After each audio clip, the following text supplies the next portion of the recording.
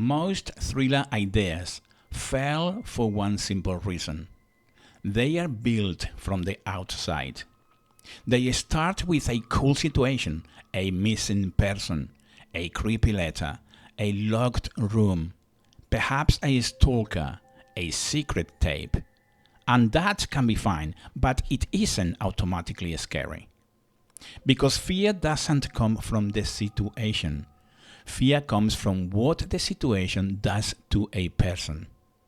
A psychological thriller isn't something bad happens. It is something bad happens and it forces a mind to bend.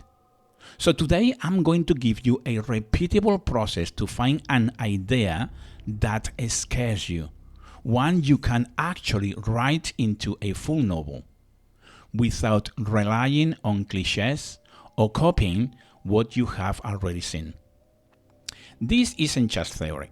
It is the exact framework I used to self-publish 3 psychological thrillers, and it is the system I am using right now to crack the code on my 4th novel, Madison.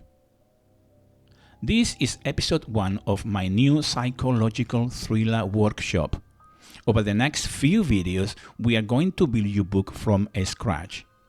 By the end of this episode, you'll have a clear test to know if your idea is strong, a framework to generate new concepts fast, and a premise template you can use again and again. And yes, this is practical. You'll live with writing prompts and homework, not vibes. Here is the scare test. If your idea passes these 3 questions, it is worth building. Question 1. Does this threaten identity, not just safety? A car crash threatens safety. A secret that proves you have lived a lie threatens identity. Psychological thrillers feed on identity threats. Let me ask you, question 2. Does it create doubt, not just danger? Danger is simple. Run, fight, hide. Doubt is poison. Doubt makes the reader participate. If your idea makes the protagonist question reality, memory, or motive, you are in the right genre. This is question number 3. Can it escalate by shrinking the character's option? If your idea can only escalate by adding more action, it may not be psychological. Psychological escalation is the net tightening. Fewer people to trust. Fewer explanations that work. Fewer ways out. If your concept fails one of these questions, you don't throw it away. Just adjust it. You move it inward toward identity, doubt, and pressure. Most psychological thrillers run on one or more of these fear engines. Know them and ideas becomes easier. So let me share with you these engines. This is engine number 1. Memory betrayal. The fear that your past is not what you think. That you forgot something. That you repressed it. That you edited to survive. This engine creates dread because the protagonist becomes the crime scene. Let me share with you now engine number 2. Control theft. The fear that someone politely has taken control of your life. Not with force, with procedures, with systems, with other people smiling while they move you like furniture. Let me give you a good example. Let's look at a masterclass example of control theft. Jordan Peele's Get Out. On paper, the situation is just meeting the girlfriend's parents. That is not a thriller, that is a sitcom. But Peele uses the control theft engine to turn it into horror. Notice how the control is taken. It isn't taken with chains. It's taken with politeness. The mother offers tea. The father insists on a tour. The guests want to shake his hand. Every interaction feels social, so the protagonist, Chris, cannot fight back without looking rude. That is the terror of control theft. The protagonist is trapped by social contract long before they are trapped by physical force. When you write this engine, ask yourself, how can the villain use manners to disarm my hero?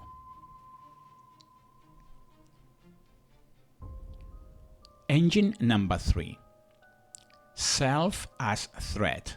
The fear that the monster isn't outside. It is you. Your impulses. Your blind spots. You need to be seen as good.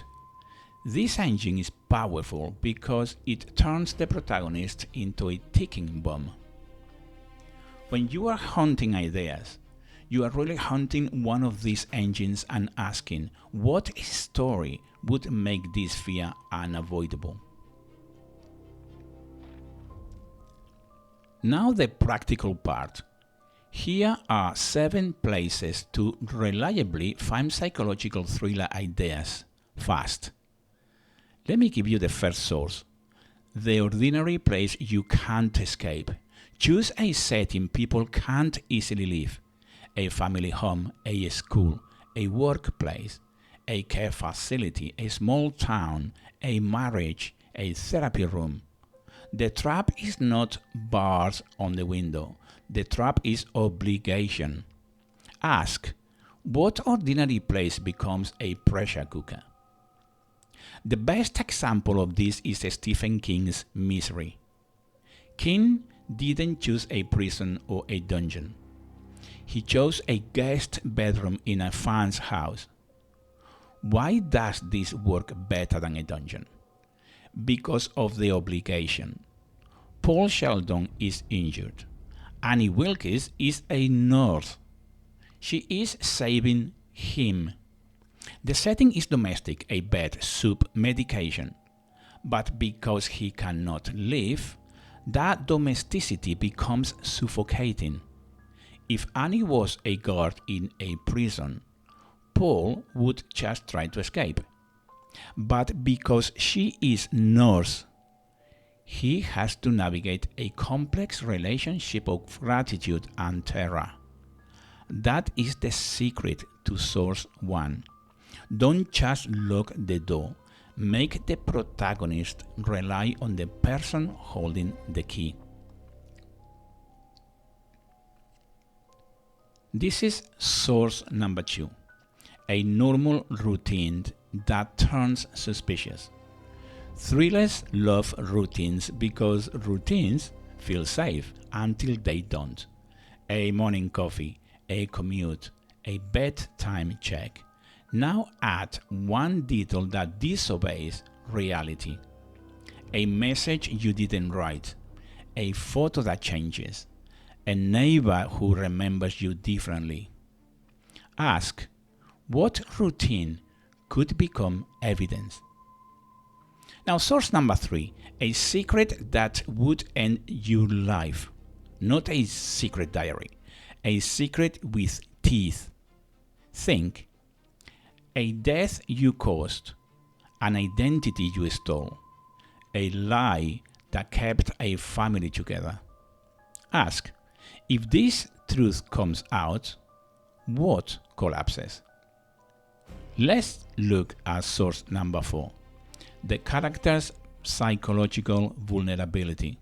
This is where the character development becomes plot, grief, obsession, hypervigilance, trauma triggers, sleep deprivation. Pick one lens that distorts perception. Then build the story so the lens is constantly activated. Ask, What would exploit this vulnerability perfectly? Source number 5, a relationship where love and threat coexist. A spouse who knows you tells. A best friend who knows your story. A parent who controls your narrative. Ask, who is close enough to rewrite reality? Source number 6, a system that can gaslight you legally. Hospitals, courts, schools, HR departments. In a psychological thriller, the system doesn't have to be evil. It just has to be confident and wrong. Ask, what institution could label the protagonist as unreliable? Last source, number 7. One image you can't forget. The Stephen King trick. A child's chair in an empty room. A hospital wristband in a pocket. A voicemail that ends with your own voice whispering back. Ask, what is the image accusing you of?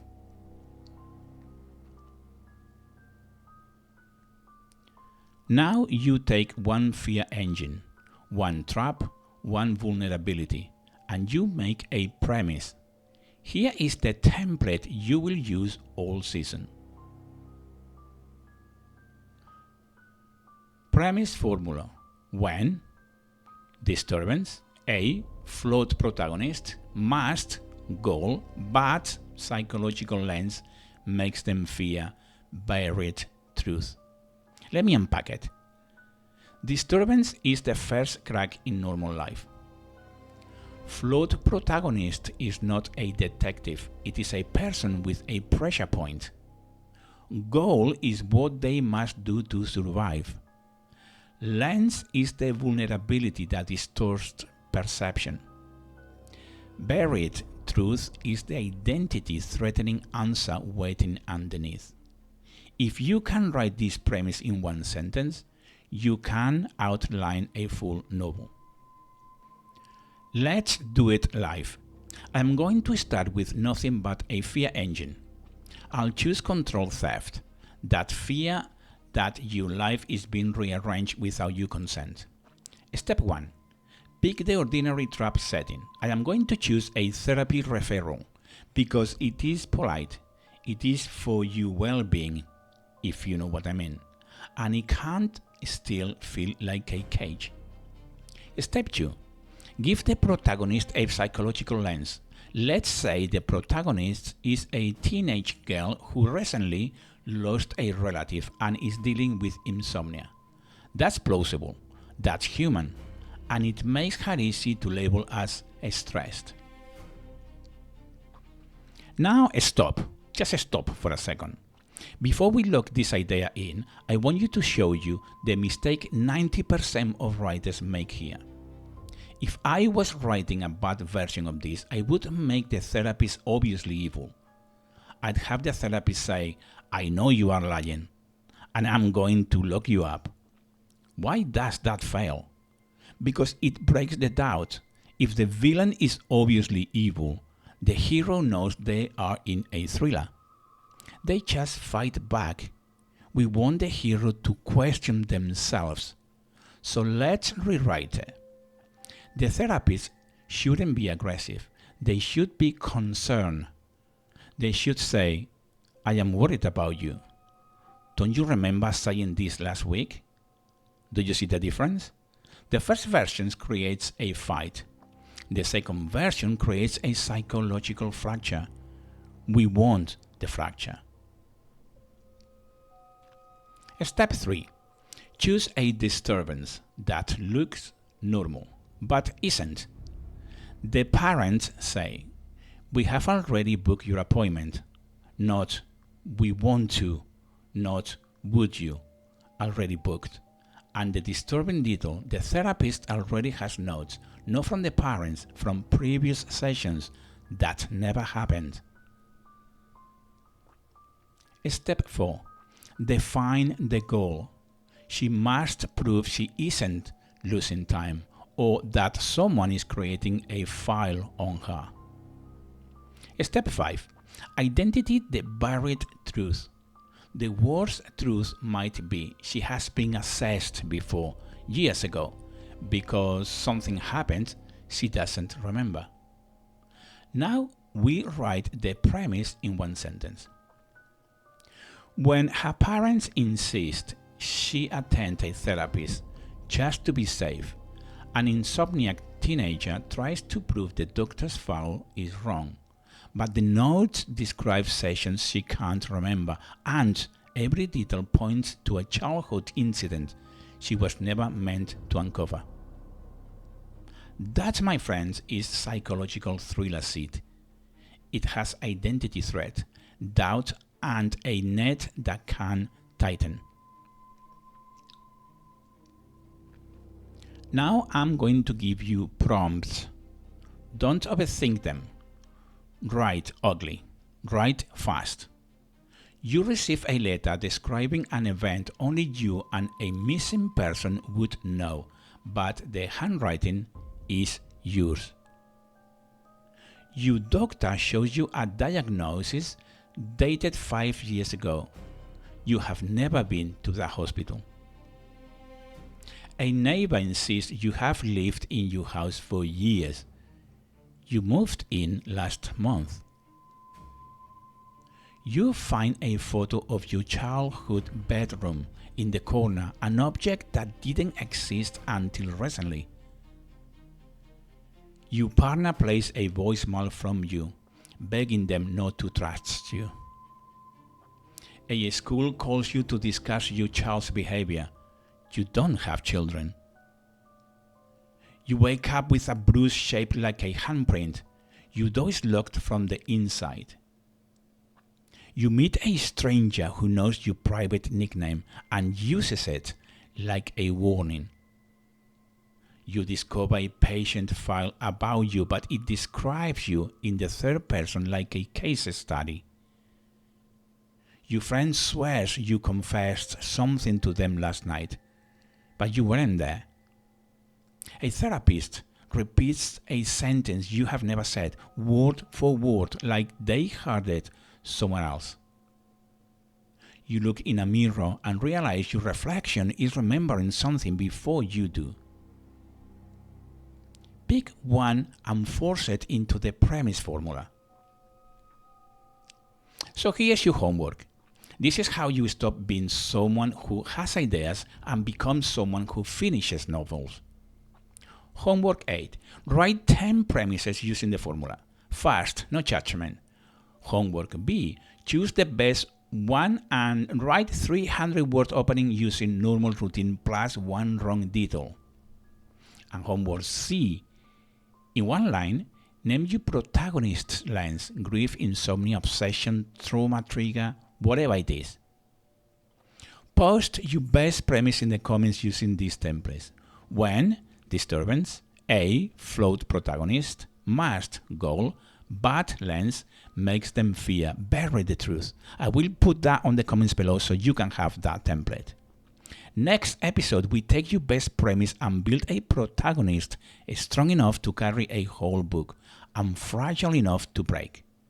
Make sure you subscribe and please like as well and hit that bell because in episode 2, we are going to break the character you just created. See you then.